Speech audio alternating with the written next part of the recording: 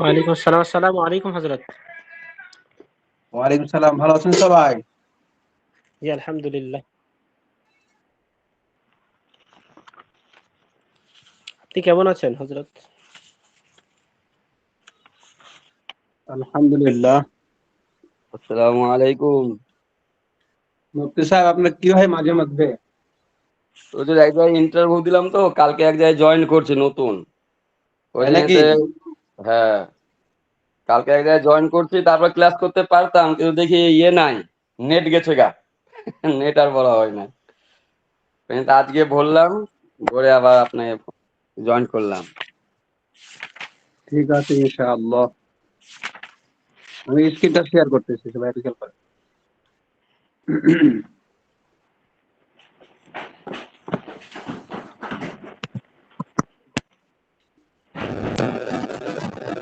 আজকে পড়া হবে, গত সপ্তাহে এখান থেকে পড়ানো হয়েছে।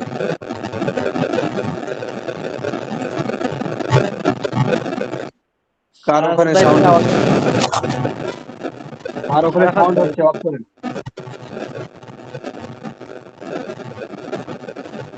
আরাফাত ভাই মিউট করে রাখেন।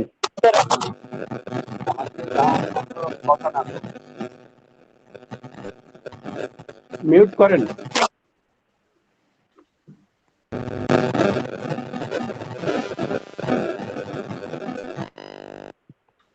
আদিরাজ ভাই, আপনি এখান থেকে পড়েন তো।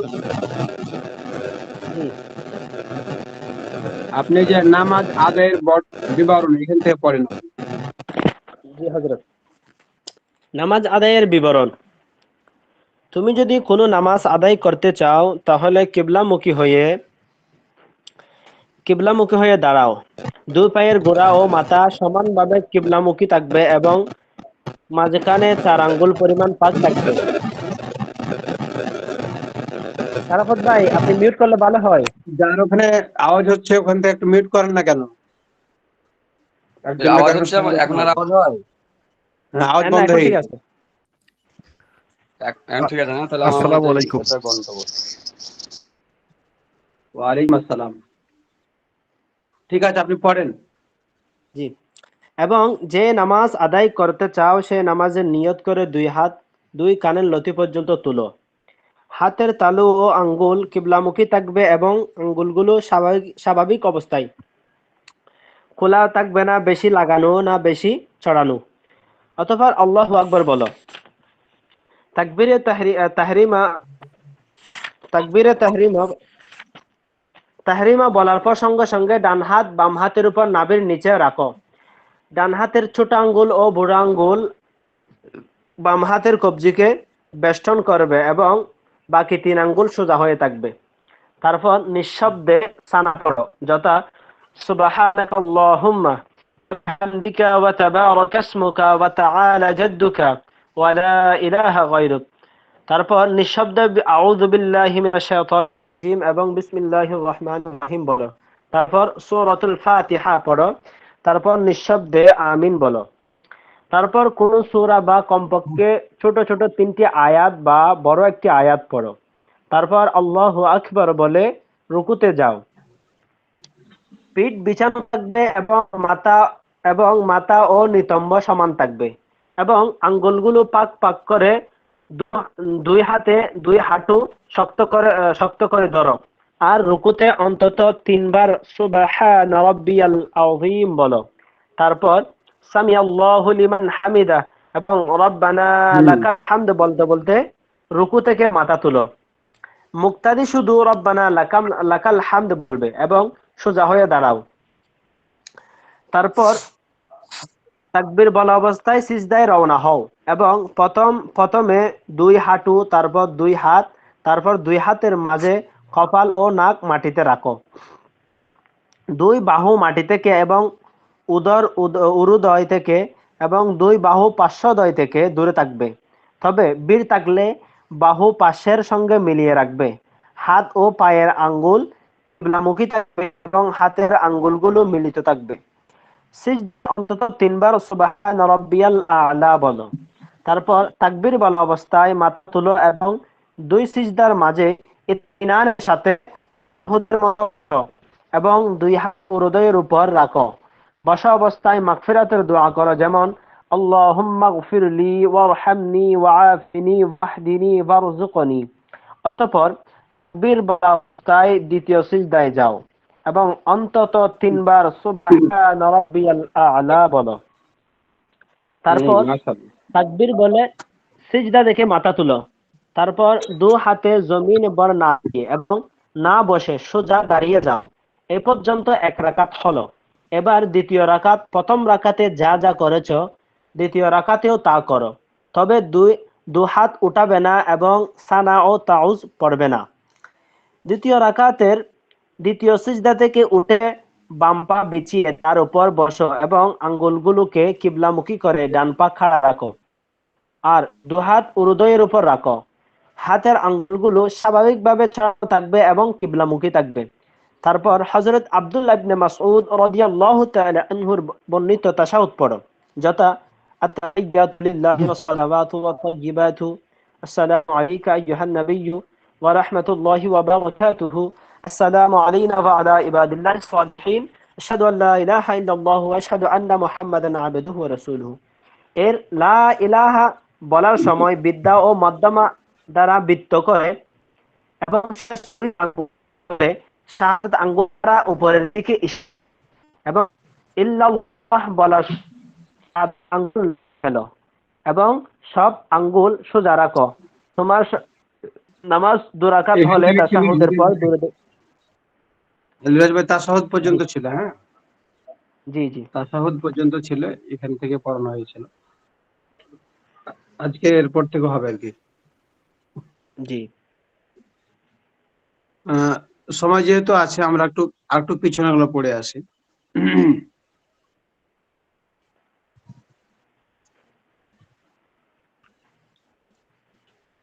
আর একজন পড়েন, মুফতি যেমন সাহেব আছেন নাকি, না ডাক্তার সাহেব পড়বেন? জি হুজুর, আসি উপস্থিত।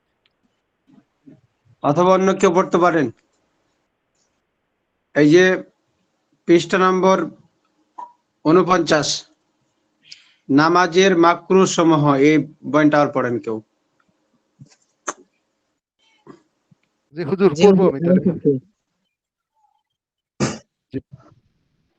হ্যাঁ, জি কে হুজুর। বলবেন যেন? আমি আজিজুল জানতে ভাই জি পড়েন, হুজুর। নতুন মানুষ। কি জি পড়বো আমি, হুজুর। না নতুন কি করতে যেন, বলবো? নতুন কার একজন একটা আওয়াজ পাওয়া গেল যেন, কি নাম যেন?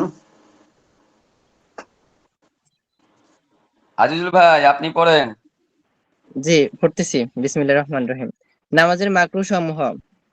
তুমি যদি হ্যাঁ। নামাজকে ত্রুটিমুক্ত করতে চাও তাহলে নামাজের সমস্ত মাকরুহ কাজ থেকে তোমাকে বিরত থাকতে হবে, নচেৎ তোমার নামাজ অপূর্ণাঙ্গ ও অসুন্দর থেকে যাবে। নামাজের মাকরুহগুলো এই: ১. কাপড় হ্যাঁ। নিয়ে বা শরীরের কোনো অঙ্গ নিয়ে খেলা করা। ২.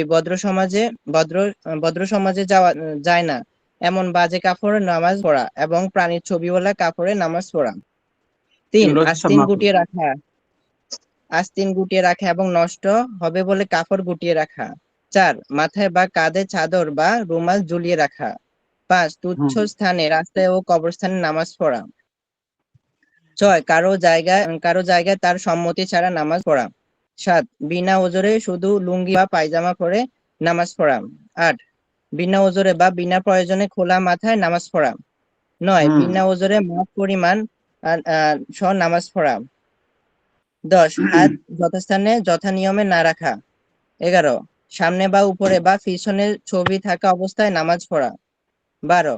বিনা প্রয়োজনে ঘাড় ফিরিয়ে ডানে বামে এবং উপরে তাকানো। ১৩. বিনা প্রয়োজনে চোখ বন্ধ রাখা। ১৪.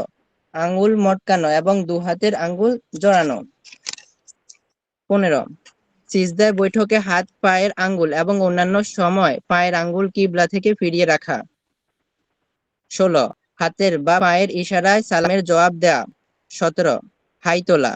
১৮. সামনে জায়গা থাকা সত্ত্বেও পিছনের কাতারে দাঁড়ানো। ১৯. বিনা প্রয়োজনে মিহরাবের ভিতরে ইমামের দাঁড়ানো। ২০. বিনা প্রয়োজনে এক হাত পরিমাণ উঁচু বা নিচু স্থানে ইমামের একা দাঁড়ানো। ২১.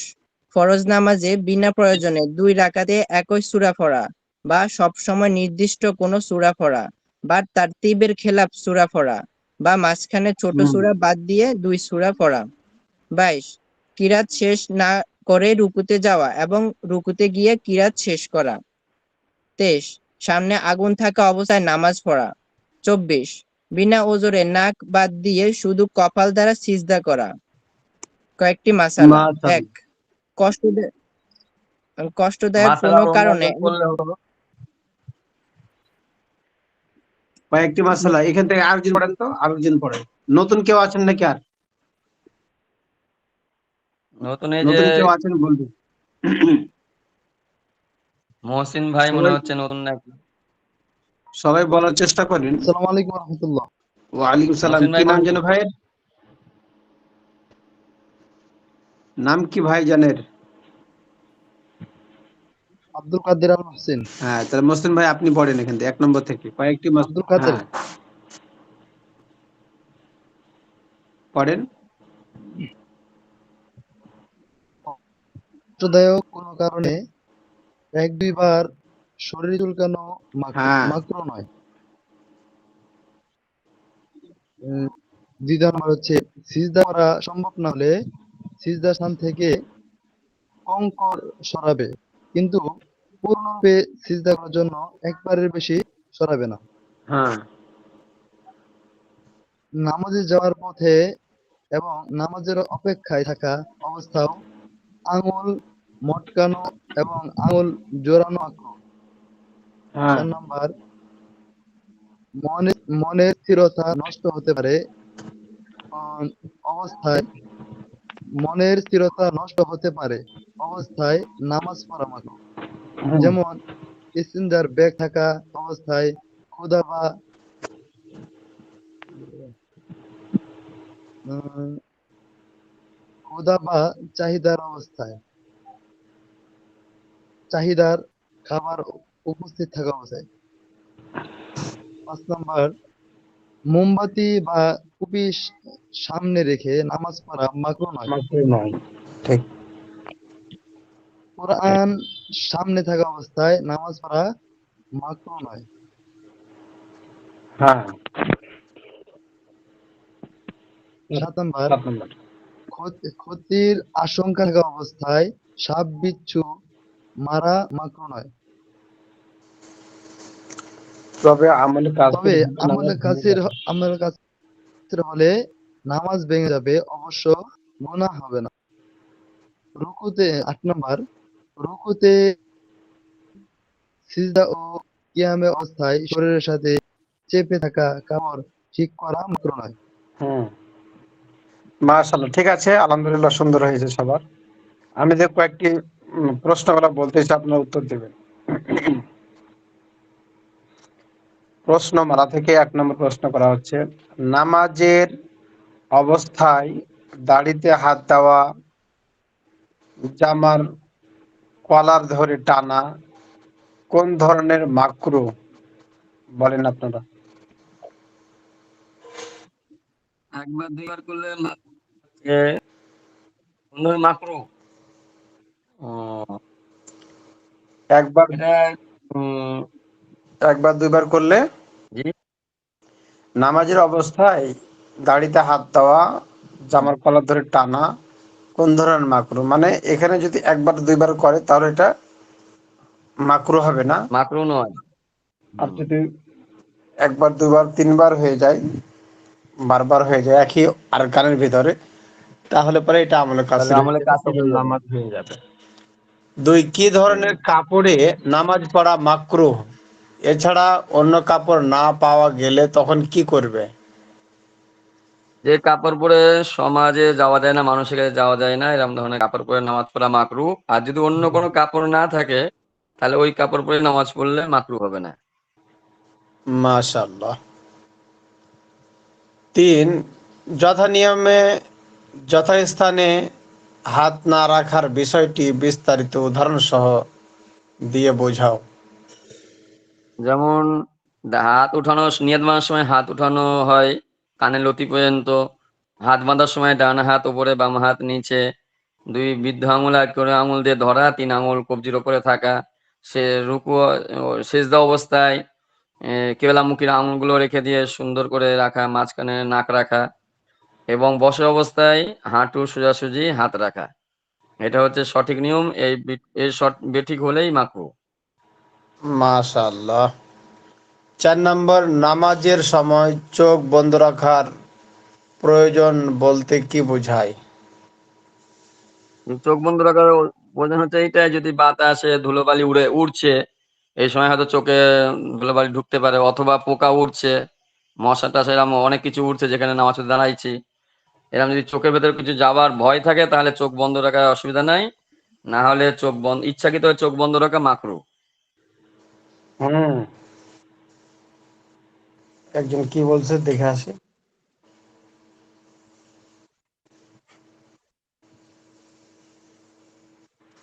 শুধু সালাম, ওয়ালাইকুম আসসালাম।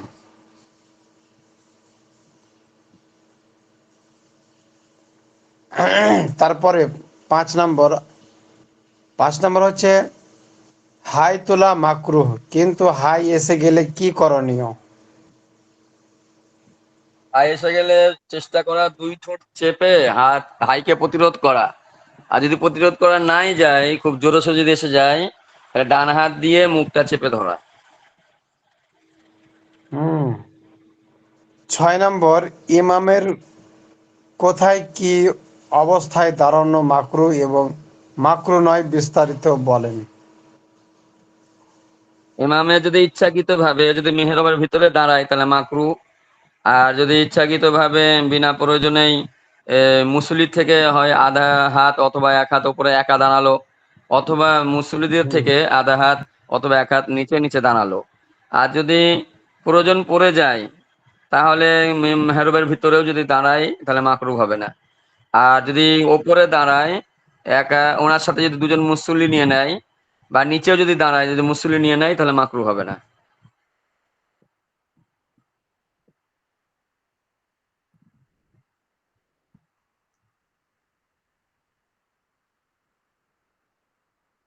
যে হুজুর মিট হয়ে গেছে আপনার, স্ক্রিন গেছে গা।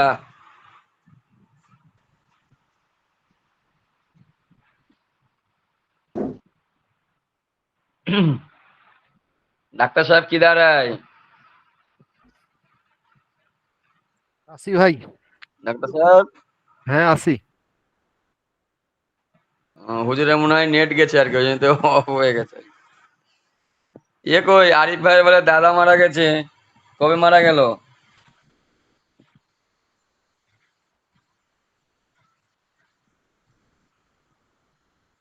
ও ডাক্তার সাহেব, হ্যাঁ শুনতেছি ভাই। হুজুরের কি ইয়ে আপনাদের হয়েছিল মনে হচ্ছে। না, আপনাদের কিছু হয়নি আমার, আমি আছি ইনশাল্লাহ। কথা শুনতেছি, আমি উর্দু নোট করতেছি তো। ও আচ্ছা, আচ্ছা, তারপরে আমি মনে দেখেন হচ্ছে মনে হয়। জি। না না না। 7 নম্বর, 7 নম্বর হচ্ছে কামড় থেকে বাঁচার জন্য শরীরে বসা মশাকে মারা বা তাড়ানোর কি হুকুম? যদি মশা মাছি বসলে যদি কামড়ের জ্বালা যন্ত্রণা লাগে তাহলে তাড়িয়ে দেওয়া মাকরুহ নয়। হ্যাঁ। তারপরে দেখেন 8 নম্বর, পিছনে জুতা বা পিছনে জুতা বা সামান রেখে নামাজ পড়ার কি হুকুম এবং কেন? পিছনে জুতা বা সামনে সামান রেখে নামাজ পড়ার কি হুকুম বা কেন? এটা কোনো মাকরুহ না, সে প্রয়োজন পড়লে জুতো সামনেও রাখতে পারবে পিছেও রাখতে পারে, এবং সাবানা পত্র পিছে সামনে রাখতে পারে, এখানে কোনো মাকরুহ নয়। হ্যাঁ, প্রয়োজন হলে, প্রয়োজন বলতে কি, যেমন সামান পিছনে রাখে, হারিয়ে যাওয়ার চুরি হয়ে সম্ভাবনা যাবার থাকে। ভয়, চুরি হয়ে যাবার ভয়। হ্যাঁ, তাহলে রাখতে পারে, অসুবিধা নেই। তারপরে 9 নম্বর, নামাজের রোকন, ওয়াজিব ও সুন্নাত তরক করার কি হুকুম? নামাজের রোকন, রোকন রোকন বলতে হচ্ছে মানে ফরজ, ফরজ। ফরজ। আর ওয়াজিব মানে ওয়াজিব, সুন্নাত মানে সুন্নাত। তা ঠিক আছে, তাহলে এটা বলে। নামাজের রোকন যদি ছুটে যায়, ইচ্ছাকৃত ভাবে যদি কেউ ছুটে, মানে ফরজ রোকন গুলো যদি ছুটে যায় বা ছেড়ে দেয় তাহলে সঙ্গে সঙ্গে নামাজ ভেঙে যাবে। আর যদি ওয়াজিব ছুটে যায় তাহলে সহজ আদায় করলে হয়ে যাবে। আর যদি সুন্নত ছুটে যায় তাহলে সহজ আদায় করতে হবে না, এমনি নামাজ হয়ে যাবে। হ্যাঁ, নামাজ আদায়ের বিবরণ তো আমরা পড়লাম, এখন নতুন পড়া শুরু করবো ইনশাআল্লাহ। সবাই একটু খেয়াল করার চেষ্টা করি। আমাদের এই আমি যে 2 মিনিটের জন্য হুজুর বাহির হচ্ছি একটু, আবার জয়েন করবো আচ্ছা ফোনে। আচ্ছা, ঠিক আছে ইনশাল্লাহ। 53 নম্বর পৃষ্ঠার শেষের দিকে এই যে আমার স্ক্রিনে যেটা দেখা যাচ্ছে, লাল দাগ দেওয়া আছে, এখান থেকে গত সপ্তাহ পড়ানো হয়েছিল, এখন এখান থেকে শুরু হবে ইনশাআল্লাহ। আজকে আমার অনেক মাথা ব্যথা করছে, তারপরও কষ্ট করে আপনাদের ক্লাস করাতেছি ইনশাআল্লাহ, দেখি কত দূর যাওয়া যায়। সবাই একটু খেয়াল করেন সবাই, আর যাদের বই আছে বই ধরেন, যাদের বই কাছে নাই মোবাইলে দেখেন, ইনশাআল্লাহ দেখা যাচ্ছে। তাহলে শুরু করলাম। আত-তাহিয়াতু, যেটাকে তাশাহুদ বলা হয়, এটা সবার মুখস্থ হয়েছে কিনা?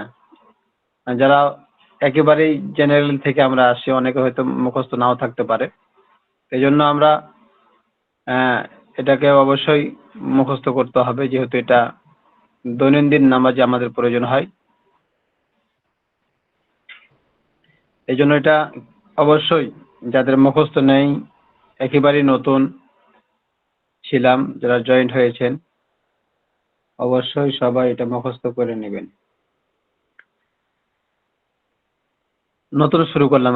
আর লা ইলাহা বলার সময় বৃদ্ধা ও মধ্যমা দ্বারা বৃত্ত করে এবং শেষ 2 আঙ্গুল মুঠো করে শাহাদাত আঙ্গুল দ্বারা উপরের দিকে ইশারা করো, এবং ইল্লাল্লাহ বলার সময় শাহাদাত আঙ্গুল নামিয়ে ফেলো, এবং সব আঙ্গুল সোজা করে রাখো, এবং সব আঙ্গুল সোজা করে রাখো। তোমার নামাজ দু রাকাতি হলে তাশাহুদের পর দরুদে ইব্রাহিম পড়ো। তাহলে এখানে যে মাসলাটা বোঝানো হলো আর কি, যে নিয়মটা, যে তাশাহুদের সময় যে আশহাদু আল্লাহ যেটা বলা হয়, যে এখানে লা ইলাহা বলার সময় কি বলতে হবে?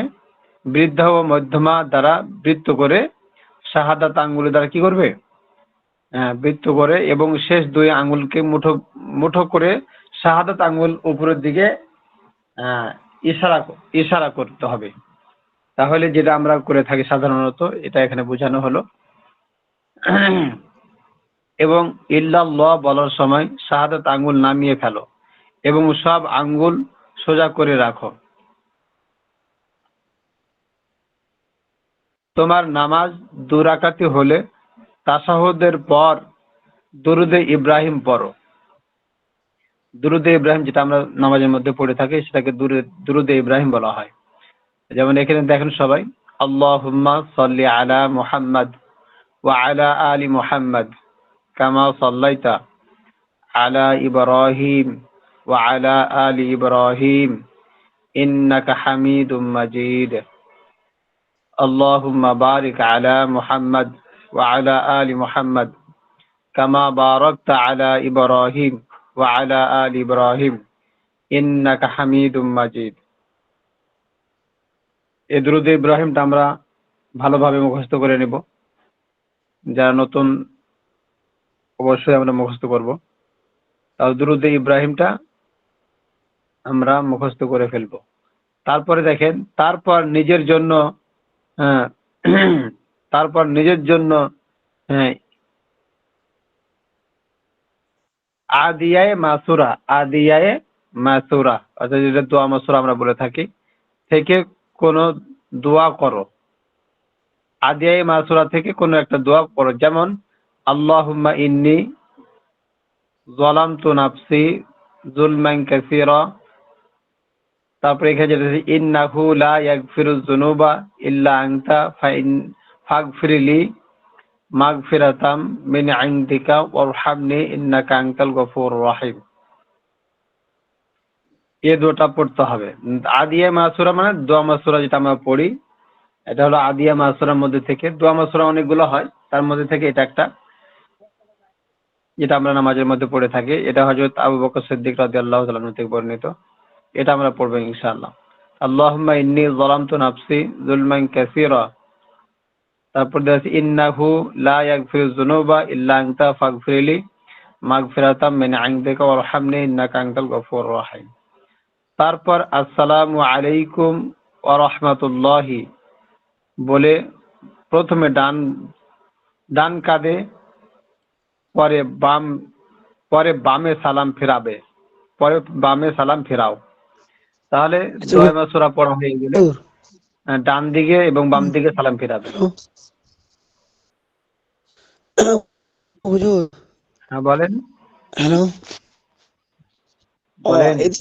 এটা যে এখানে আছে না যে দোয়া মাসুরাটা যে আল্লাহুম্মা কাসীরান ওয়া ইন্নাহু লা ইয়াগফিরু, আমরা পড়ে তো লা ইয়াগফিরু যুনুবা ওয়ালা যুনুব, ওটাও পড়ে না, এটা কি হবে?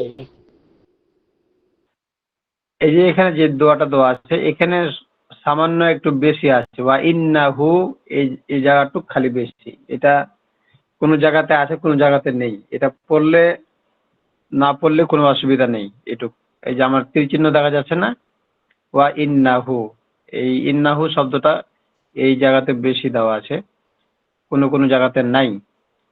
না পড়লে কোনো অসুবিধা নেই।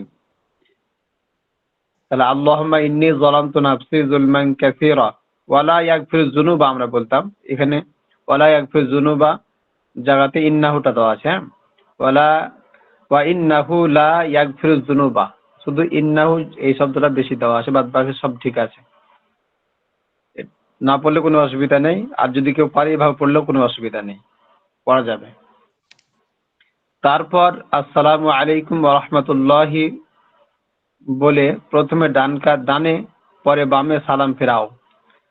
ডান দিকে সালাম ফেরার ডান দিকের সালামের সময় ডান দিকের মুসল্লিদের এবং নেককার জিন ও হেফাজতকারী ফেরেশতাদের নিয়াত করো। তদ্রূপ বাম দিকের সালামের সময় বাম দিকের মুসল্লিদের এবং নেককার জিন ও হেফাজতকারী ফেরেশতাদের নিয়াত করো। আর মুক্তাদি হলে ইমামের দিকে ইমামের নিয়াত করো। আর মুক্তাদি হলে ইমামের দিকের সালামের ইমামের নিয়াত করো। তাহলে এখানে যে ভাষাটা বলা হলো সেটা হচ্ছে যে সালাম ফেরানোর সময় ইমাম সাহেব যেটা নিয়াত, তার সালামের মধ্যে এরকম একটা নিয়াত থাকবে যে আমি ডান দিকের নেককার জিন এবং হেফাজতকারী ফেরেশতা তথা যে আমাদের ডান কাঁধের ফেরেশতা থাকে, এই ফেরেশতাদের একটা কি থাকবে, তার একটা ধারণা থাকবে যে আমি সালামের সময় তাদেরকে এই ধারণা তার নিয়াতের মধ্যে থাকা লাগবে আর কি, থাকবে। ওরকম ভাবে বাম দিকের মুসল্লিদেরকে এবং বাম দিকের নেককার জিন যারা আছে এদের একটা নিয়াত থাকবে। আর বাম কাঁধে যে ফেরেশতা আছে এই ফেরেশতা কি করবে, সালাম ফেরানোর সময় তার একটা নিয়াত থাকা লাগবে। এটা মুখে উচ্চারণ করা জরুরি নয়, বরং মনে মনে ধারণা থাকবে যে আমি বাম দিকে সালাম ফেরানোর সময় বাম দিকে বলো, ডান দিকে সালাম ফেরানোর সময় ডান দিকে বলো, বাস। আর মুক্তাদি হলে ইমামের দিকে সালামের কি করবে, ইমামের নিয়াত করবে। আর মুক্তাদি কি করবে, তার সালামের মধ্যেই এটা থাকবে যে আমি কি করতেছি, আমার সামনে ইমাম আছে, ইমামের নিয়াতটা করবে। তারপরে আর 3 তাকবীর আর 3 বার আর 3 রাকাতি বা 4 রাকাতের নামাজ হলে তাশাহুদ পড়ে তাকবীর বলে তৃতীয় রাকাতের জন্য সোজা দাঁড়িয়ে যাও। তারপর দেখেন, আর 3 রাকাতি বা 4 রাকাতি নামাজ হলে তাশাহুদ পড়ে তাকবীর বলে তৃতীয় রাকাতের জন্য সোজা দাঁড়িয়ে যাও। তৃতীয় রাকাতে শুধু সূরা ফাতিহা পড়ো, তারপর আগের নিয়মে রুকু ও সিজদা করো। 3 রাকাতি নামাজ হলে শেষ বৈঠক করো, আর 4 রাকাতি হলে তৃতীয় রাকাতের দ্বিতীয় সিজদা থেকে তাকবীর বলে সোজা দাঁড়িয়ে যাও এবং শুধু সূরা ফাতিহা পড়ে একই নিয়মে রুকু সিজদা করে শেষ বৈঠক শুরু করো। তাহলে এখানে যেটা বললো আর কি, আর 3 রাকাতি বা 4 রাকাতি নামাজ হলে তাশাহুদ পড়ে কি করবে, তাশাহুদ পড়ে তাকবীর বলে তৃতীয় রাকাতের জন্য সোজা দাঁড়িয়ে যাবে। তৃতীয় রাকাতে শুধু সূরা ফাতিহা পড়ো, তারপর আগের নিয়মে রুকু সিজদা করো। 3 রাকাতি নামাজ শেষ হলে বৈঠক শুরু করো। যেমন মাগরিবের নামাজ 3 রাকাত, বেতরের নামাজ 3 রাকাত, এগুলোতে কি করবে? 3 রাকাতের পরে তাশাহুদ, এটাই শেষ, শেষ বৈঠকে তাশাহুদ পড়বে আর কি। আর 4 রাকাতি হলে তৃতীয় রাকাতে দ্বিতীয় সিজদা থেকে তাকবীর বলে সোজা দাঁড়িয়ে যাও। আর 4 রাকাতের নামাজ হলে কি করবে? তৃতীয় রাকাতের সিজদা শেষ হয়ে গেলে সোজা দাঁড়িয়ে যাবে এবং শুধু সূরাতুল ফাতিহা পড়ে একই নিয়মে রুকু সিজদা শেষ করে বৈঠক করো। তারপরে দেখেন প্রশ্নমালা, মানে এতক্ষণ পর্যন্ত যেগুলো বলা হলো সেগুলো হলো নামাজের নিয়ম। তাহলে দেখে আসে আমরা পিছন থেকে। এই যে নামাজ আদায়ের বিবরণ 51 নম্বর পৃষ্ঠা থেকে শুরু করে একেবারে এই পর্যন্ত 54 নম্বর পৃষ্ঠা শেষ পর্যন্ত হলো নামাজের বিবরণ, মানে কিভাবে নামাজ পড়তে হয় এতক্ষণ পর্যন্ত এই কয়েকটি পৃষ্ঠার মধ্যে বর্ণনা করা হলো। ইনশাআল্লাহ আমরা যেভাবে এখানে পেলাম সেভাবে নামাজ পড়ার চেষ্টা করব। যেহেতু আমরা এই কিতাবের ছাত্র, এই কিতাব থেকে আমাদের নামাজকে মিলাই নেব ইনশাআল্লাহ সবাই। ইনশাআল্লাহ। প্রশ্নমালা সিজদা পর্যন্ত, সিজদা সহ নামাজ আদায়ের বিবরণ দাও। এগুলো পড়ে আসবো, আমরা ঠিক করে আসবো। দ্বিতীয় রাকাতের শেষে করণীয় কি বলো। তারপর 3 নম্বর শেষ বৈঠকের বিবরণ দাও। 4 নম্বর জোহরের 4 রাকাত পূর্ণরূপে আদায় করে দেখাও। 5 নম্বর ছেলেদের ও মেয়েদের বসার সূরাত বলো এবং দেখাও। এগুলো অবশ্যই আমরা ঠিক করে আসবো।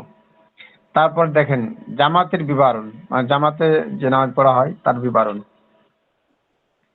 যদি শরীয়তসম্মত কোনো ওজর না থাকে তাহলে প্রাপ্তবয়স্ক ও স্বাধীন পুরুষের জন্য জামাতের সঙ্গে নামাজ পড়া ওয়াজিব। কেননা নবী করিম সাল্লাল্লাহু আলাইহি ওয়াসাল্লাম সারা জীবন জামাতের পাবন্দি করেছেন। তদ্রূপ সাহাবা একরামের জামানা থেকে বর্তমান যুগ পর্যন্ত উম্মত জামাতের পাবন্দি করে এসেছে। সাহাবা একরামের যুগে জামাতের এত গুরুত্ব ছিল যে মাজুর ও প্রকাশ্য মুনাফিক ছাড়া কেউ জামাত তরক করতেন না। জামাত তরকে অভ্যস্ত ব্যক্তি ফাসিক এবং তার সাহায্য গ্রহণযোগ্য নয়। তার সাক্ষ্য গ্রহণযোগ্য নয়। এটা আবার পড়তেছি আমি। যদি শরীয়তসম্মত কোনো ওজর না থাকে তাহলে প্রাপ্তবয়স্ক ও স্বাধীন পুরুষের জন্য জামাতের সঙ্গে নামাজ পড়া ওয়াজিব। কেননা নবী করিম সাল্লাল্লাহু আলাইহি ওয়াসাল্লাম সারা জীবন জামাতের পাবন্দি করেছেন। তদ্রূপ সাহাবা একরামের জামাত থেকে বর্তমান যুগ পর্যন্ত উম্মত জামাতের পাবন্দি করে এসেছে।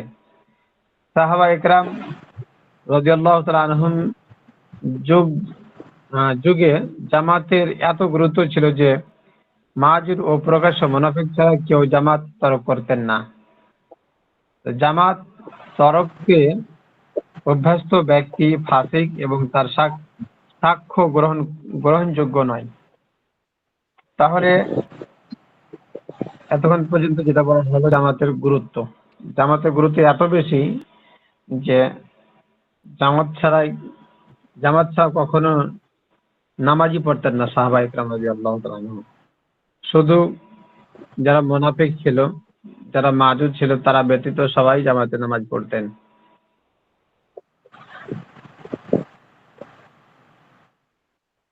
আমাদের কি এমন হয় যে অনেক সময় আমরা বাড়িতে বা কোনো জায়গাতে একা একা নামাজ পড়ে ফেলি, অলসতার কারণে, বৃষ্টি হলে মসজিদে যেতে চাই না, অনেক অজুহাত দেখায় আমরা বাড়িতে নামাজ পড়ি বা নিজ স্থানে নামাজ পড়তে যায়, কিন্তু আসলে এগুলো তারা ওজোর মনে করতেন না।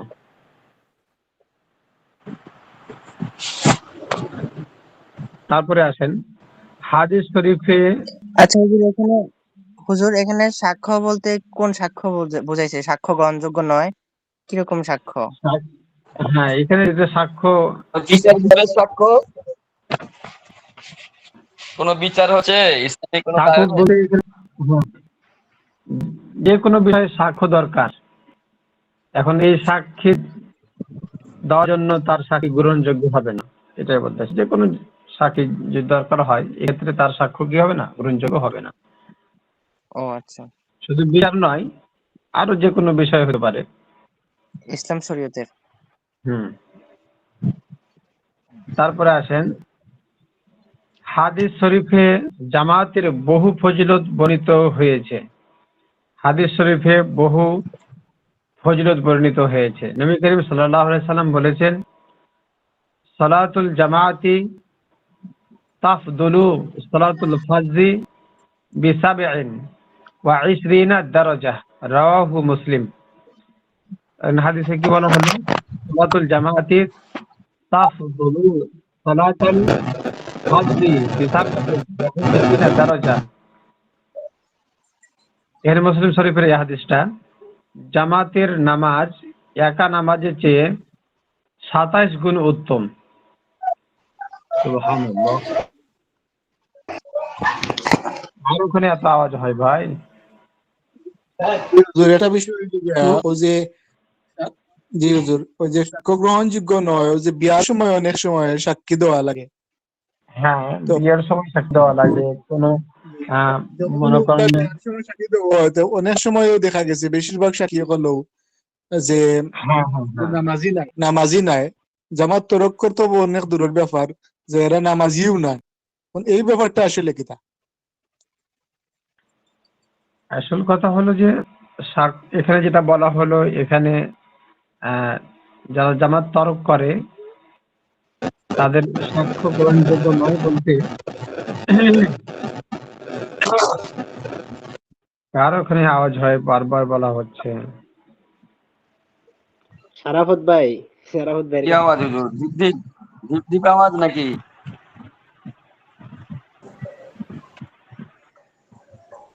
আচ্ছা, আমরা আবার শুরু করি।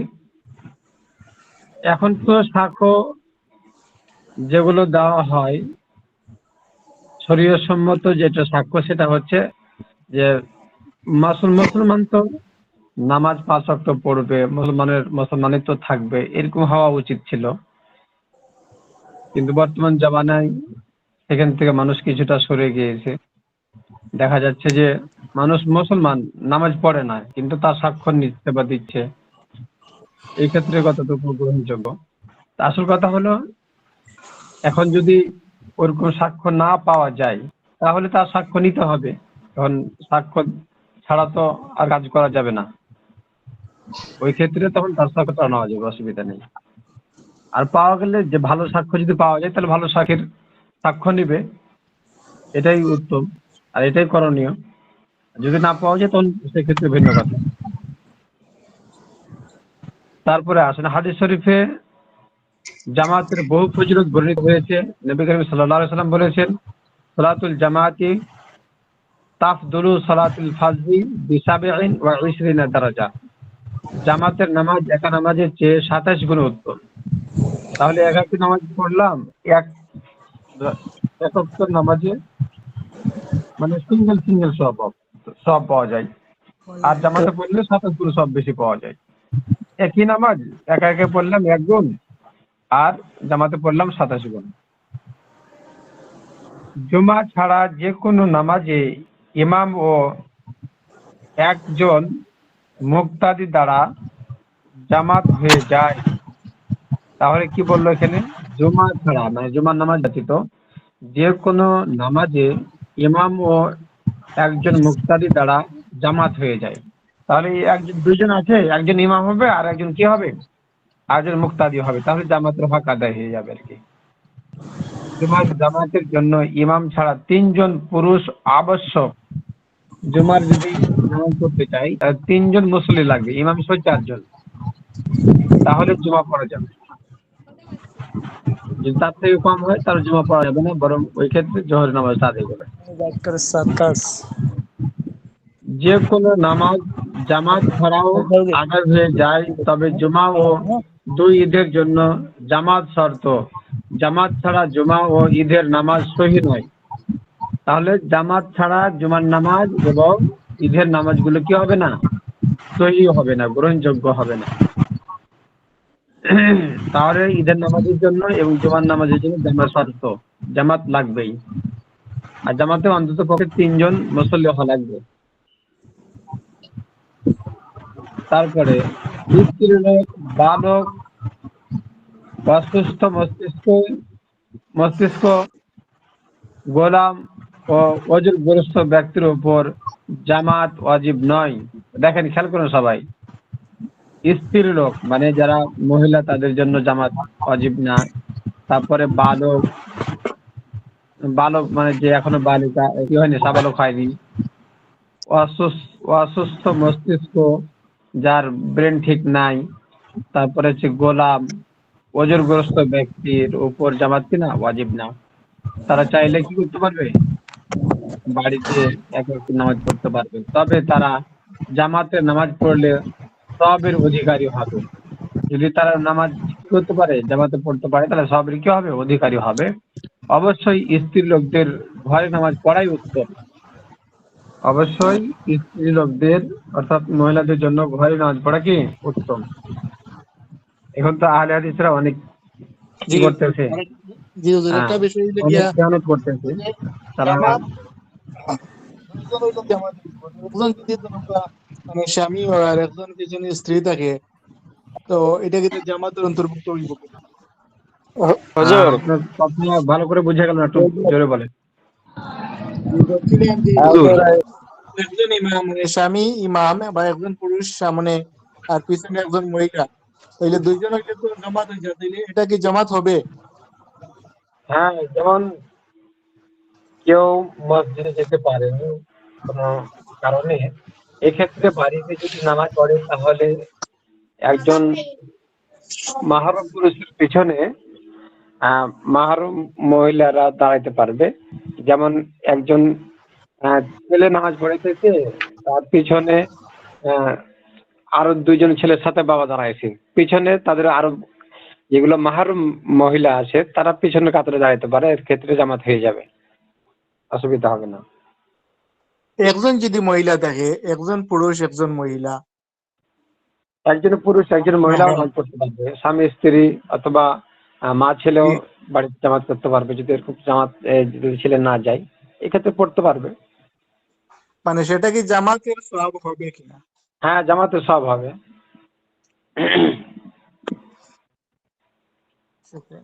তারপরে আসেন 2 ঈদের জন্য জামাত শর্ত। জামাত ছাড়া জুমা ও ঈদের নামাজ সহিহ নয়। স্ত্রী লোক, বালক, অসুস্থ মস্তিষ্ক, গোলাম ও ওজরগ্রস্ত ব্যক্তির উপর জামাত ওয়াজিব নয়, তবে তারা জামাতে নামাজ পড়লে সওয়াবের অধিকারী হবে।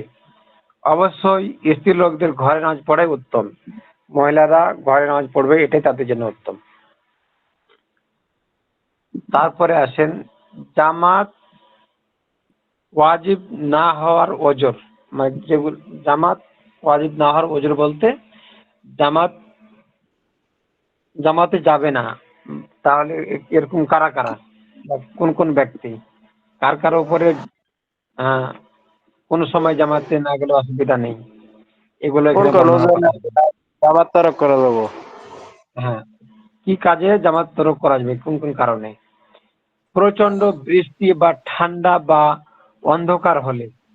দেখেন, প্রচন্ড বৃষ্টি হচ্ছে, মসজিদে যেতে পারছে না, তাহলে কি করার আছে? বা ঠান্ডা, এত অতিরিক্ত ঠান্ডা যে ঘর থেকে বের হওয়া যাচ্ছে না, তাহলে আর করার কি আছে? বাড়িতে নামাজ পড়বে। বা অন্ধকার হলে, এমন জায়গাতে মসজিদ যে অন্ধকার, যাওয়াই যাচ্ছে না, আলো ছাড়া, যেন প্রত্যন্ত অঞ্চলে যেমন গ্রাম এগুলোতে কারেন্ট না থাকলে যে অবস্থা হয় আর কি, যাওয়া যায় না, অথবা কোনো লাইট লাইট বা কোনো আলোর ব্যবস্থা নাই, তাহলে এক্ষেত্রে যদি যেতে না পারে তাহলে আর করার কি আছে। পথে ভীষণ কাদা হলে, এমন জায়গায় তো মসজিদ যে যাওয়া যাচ্ছে না, কাদা অনেক, পা ডুবে যাচ্ছে কাদাতে, তাহলে এক্ষেত্রে যেতে পারে, না গেলে অসুবিধা নেই। রাতে প্রচন্ড ঝড় হলে, রাত্রে প্রচন্ড ঝড় হলে, এখন যে সময়তে মসজিদে যাবে সেই সময় অনেক প্রচন্ড ঝড় হচ্ছে, হেঁটে মসজিদে যেতে না পারার মতো অসুস্থ বা বৃদ্ধ হলে, এখন হেঁটে যে মসজিদে যাবে, এটা হেঁটে যেতে পারছে না, অসুস্থ অথবা বৃদ্ধা ব্যক্তি, এবং অন্ধকার সাহায্যকারী না থাকলে, অন্ধের সাহায্যকারী না, অন্ধকার নয়, অন্ধের সাহায্যকারী না থাকলে, অন্ধ ব্যক্তির জন্য তো জামাত যাওয়া তার জন্য জরুরি, এক্ষেত্রে তার কোনো সাহায্যকারী নাই, তাকে যে নিয়ে যাবে হাত ধরে বা করে নিয়ে যাবে, তার কেউ নাই, তার কোনো সাথী নাই, তাহলে এক্ষেত্রে সে বাড়িতে নামাজ পড়বে। জামাতে যাওয়া তাদের ওয়াজিব নয়, এবং অন্ধের সাহায্যকারী না থাকলে জামাতে যাওয়া ওয়াজিব নয়। তারপর একটা আসেন মাসলাতে, কেউ যদি এমন রোগীর সেবায় ব্যস্ত থাকে যার অনুপস্থিতিতে রোগীর ক্ষতি বা কষ্ট হবে, তার উপর ও জামাত ওয়াজিব নয়।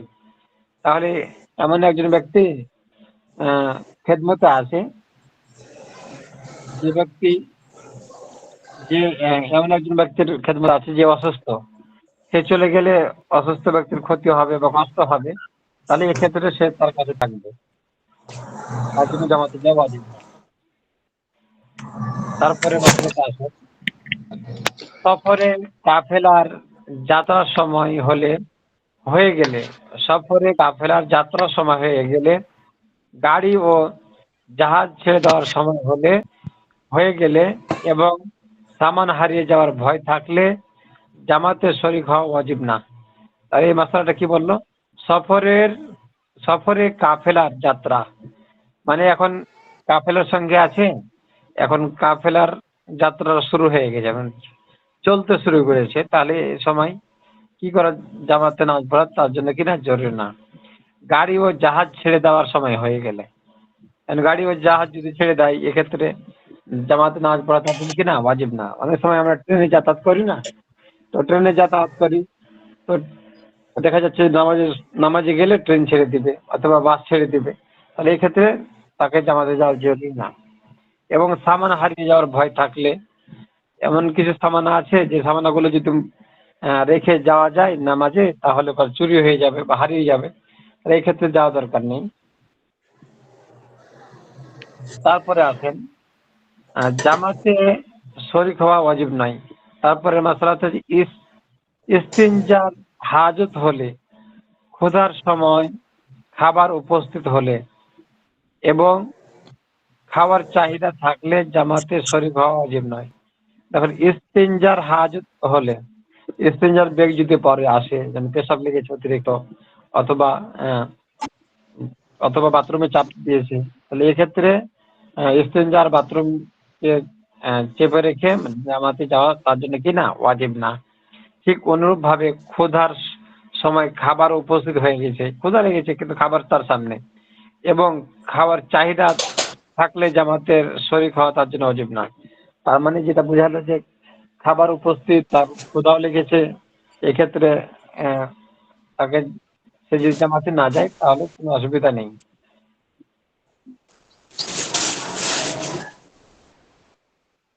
কয়েকটি মাসালা, তুমি যদি ওজরের কারণে জামাতে যেতে না পারো, অথচ তোমার জামাতের শরীক হওয়া পূর্ণ নিয়াত ছিল, তাহলে ইনশাআল্লাহ তুমি জামাতের সওয়াব ও ফজিলত লাভ করবে।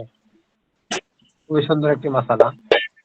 2 নম্বর, সালামের কিছু পূর্বে আখিরি বৈঠকে ইমামের সঙ্গে শরীক হতে পারলেও জামাতের ফজিলত হাসিল হবে। সালামের কিছু পূর্বে আখিরি বৈঠকে ইমামের সঙ্গে শরীক হতে পারলেও জামাতের ফজিলত হাসিল হবে। তাহলে এই ভেবে যদি কেউ বাড়িতে থেকে যায় তাহলে তার জন্য জামাতের ফজিলতটা হারিয়ে যাবে। 1 রাকাত বা 2 রাকাত অথবা আরো কিছু কম বৈঠকে যদি পাওয়া যায় ইমামকে, তারপরেও জামাতে হাজির হওয়াটা আবশ্যক, কেননা এখানে সব পাওয়া যাবে।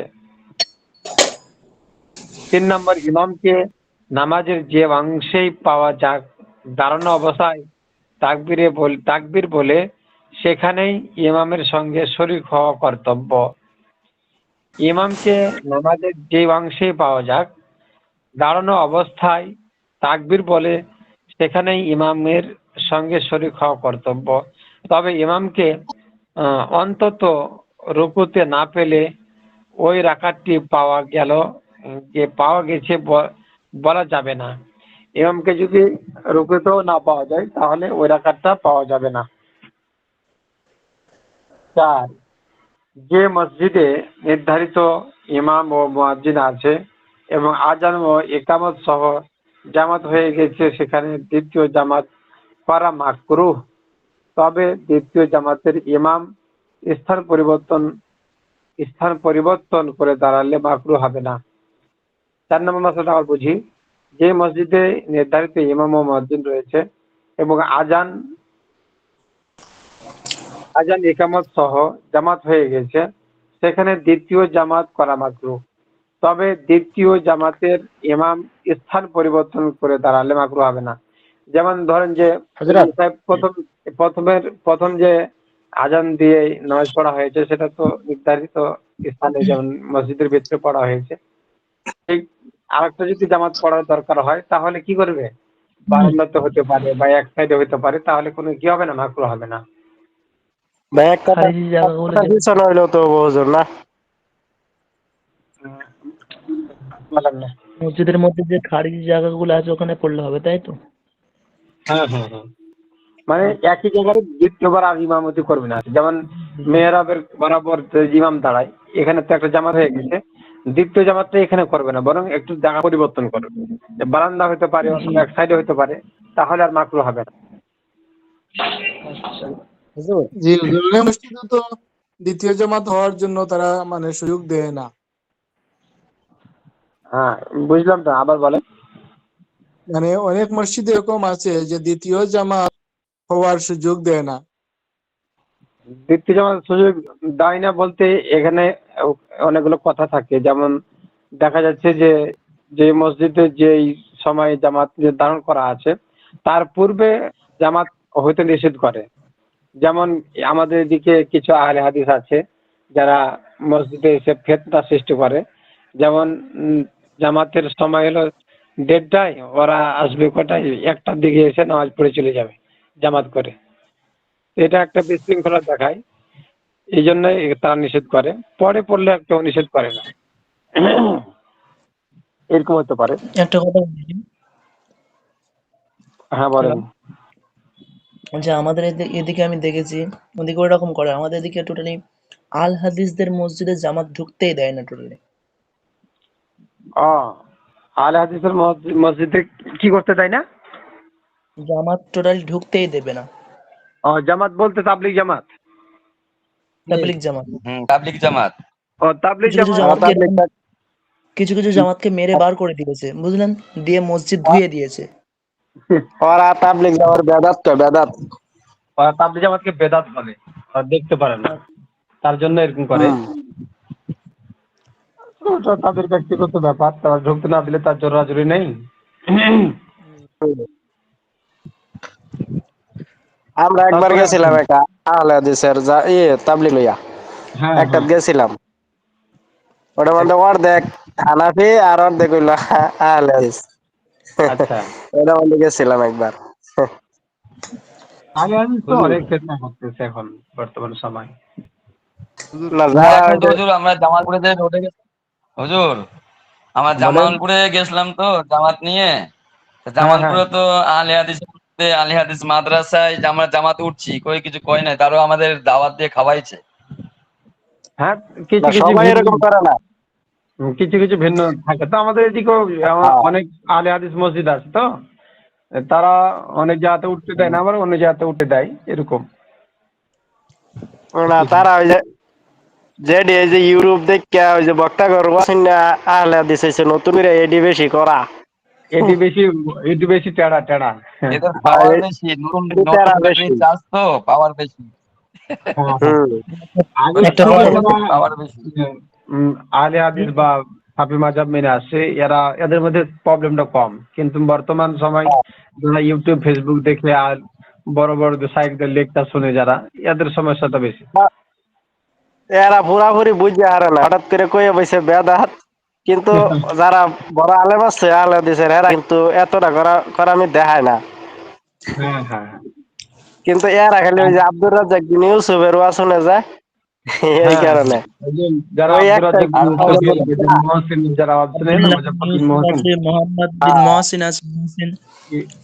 এরা এদিকে বেশি হাতেরা ফেতনা বেশি হুজুর এদিকে এটা শেষ করে দেন, আর তিনটা আছে, তিন চারটা আছে, মাসালা শেষ করে দেন।